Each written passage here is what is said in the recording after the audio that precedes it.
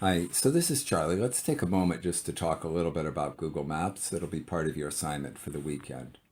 So we're looking at Bellevue here, and we're looking at Crossroads, and we can zoom in a little bit on Crossroads, and enough so that we can see the cinema here. And then if we come in a little closer, we can see Uncle's Games and Tutabella. And here's the library. And if you like libraries, you might want to click on it and make it a drop a pin by doing that. And we click on save. And now we've saved this particular location, right? And then you can access these saved locations on your phone or here. But if you want to do more with saved locations, you can come over here and go, we looked at shared and embed maps in the last video on Google Maps. This time we're going to look at your places. And we'll cruise over here to your places. And what we're going to do is we're going to see that here's our library connection, the one that we saw. So it's been saved for us, and things would look similar on your phone so you could find it. It's important, I think, for you also to fill out home and work, because those are places you often want when you're getting directions. But we're interested in playing with maps, so we're going to click over here to Google Maps, and then you can see that there are different maps. Now look what happened when I clicked on one of the maps. We ended up in this other application. This is not Google Maps. www.google.com/maps is Google Maps. This is Maps Engine, google.com. This is My Places. It's a different kind of product, okay? And it's designed to help you build custom maps with lots of saved places on them. So I'm going to close this particular one, which has got a bunch of parks saved on it. And we're going to close that for a second. And I'm going to open up My Maps again so you can see the way it looks when you first start. And you can choose to open an existing map if you want, or you could choose to create a new map. And so we'll come over here, and what we'll first do is we'll look for Bellevue. We'll get ourselves located in Bellevue. And now you can see that a little pin has been dropped down here, but all we were trying to do was get located. So we'll just make that disappear. And what we might search for here is libraries. So we'll name this particular map libraries. And here we'll say Bellevue libraries so that we'll have them done. We'll save them. And then what we'll do is we'll come in over the general area that we're interested in, and we'll search for libraries. And it found at least a few of them for us. And what we'll do is we'll click on the ones that interest us, and we'll choose Add to Map. And then each time we choose Add to Map, they come down here into our selected current layer.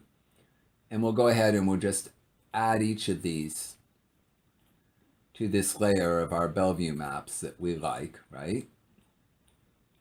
And that's probably enough for us for now. And then we don't care about these other ones, the ones those ones didn't fit our criterion. We're just interested in this group. Now, if we wanted, we can come over here and we can add information, descriptions to each one, right?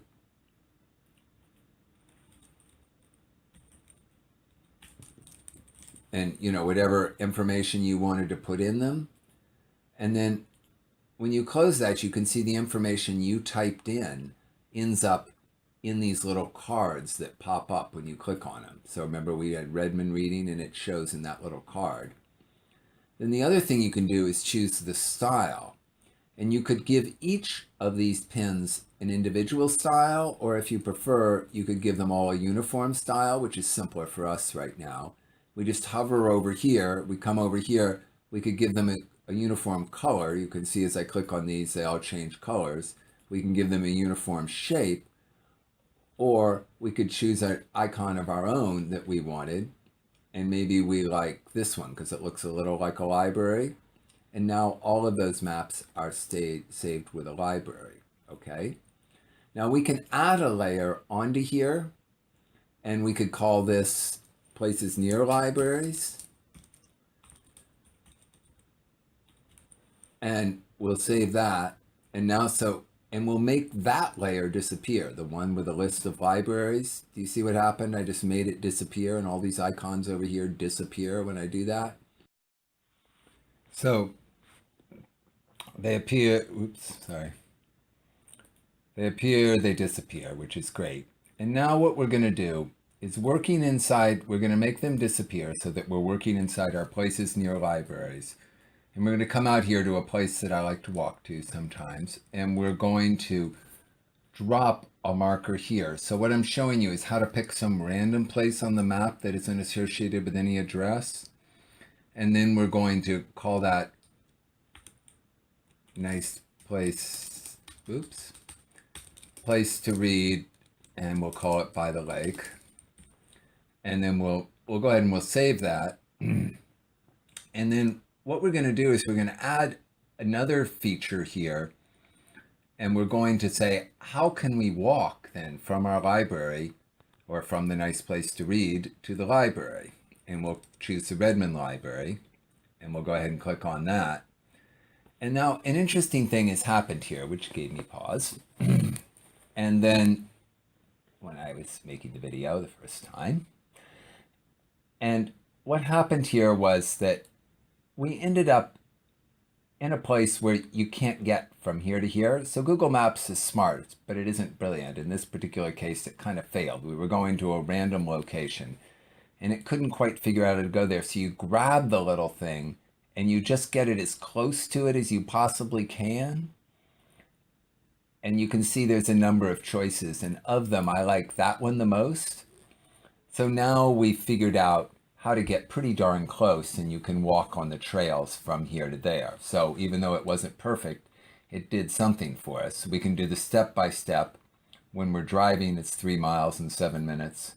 Or if we don't like to drive, we could walk, and then we can see that then if we do the step-by-step, it's 2 miles in 44 minutes to walk. And they have all these bizarre descriptions, turn right after 210 feet and so on, all these crazy descriptions. Heron Loop Trail in Redmond and so on. Okay. Because that's where you start. Remember, we were starting by our reading place, and then it takes you onto the streets as you're getting near the library itself. So if you wanted to get from your reading place to the library to pick up another book, I guess is maybe the scenario that one is. All right, all I wanted to say, thanks, have fun playing around with this stuff. It's just stuff for you to do to make your life maybe a little easier. And we'll use it in one of our assignments, so you need to know this as background material. All right, thanks now, bye.